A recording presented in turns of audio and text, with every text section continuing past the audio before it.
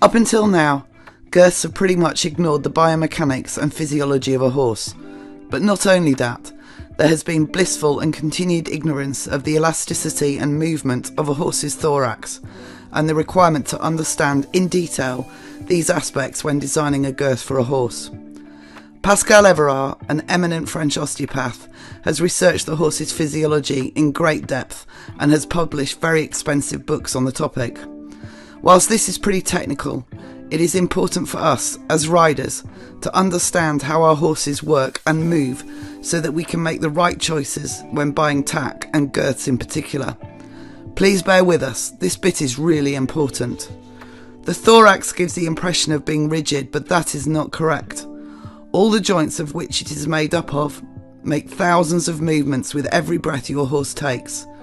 There are between 10 to 14 respiratory beats per minute while your horse is at rest. The speed of respiratory rhythm can increase with exercise, age, excitement, temperature, pregnancy, the list goes on. The heart and lungs are fundamental organs in constant movement that require protection.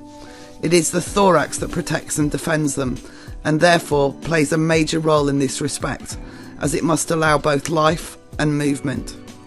When a horse exhales, the thorax tightens across the ventral dorsum, and in turn it is affected by a reverse dilation mechanism. Pascal Everard emphasises that the increase in the diameter of the thorax when a horse inhales, and the decrease when it exhales, occurs transversely in the ventral dorsum from front to back.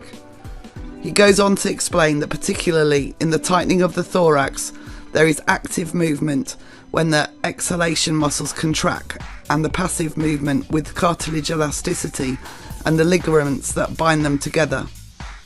In this drawing, we can see in the inhalation phase there is an active extension of the thorax, lowering of the sternum and a lateral opening of the ribs.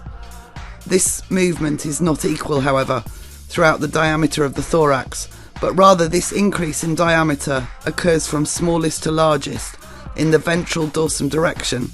In other words, expansion is minimal in the dorsal or front area and far larger in the ventral back area. In plain English, the ventral or sternum part of the thorax is more mobile than the dorsal. A bit more technical speak for completeness. Due to the rotation of the costal arches and the changes in the spine, ribs 1 to 8, where mobility is less pronounced than in ribs 9 to 18, where they are covered by the shoulder girdle and its powerful muscles, and the posterior ribs corresponding approximately to the base of the lung and the sternal ribs, there is a huge amount that needs to be considered when designing a girth for our horses. So what does all this mean? The cartilaginous nature of the ventral ribs significantly increases the elasticity of the ribcage. Respiratory mechanics are characterised by movements of the thorax, which are carried out alternatively and oppositely.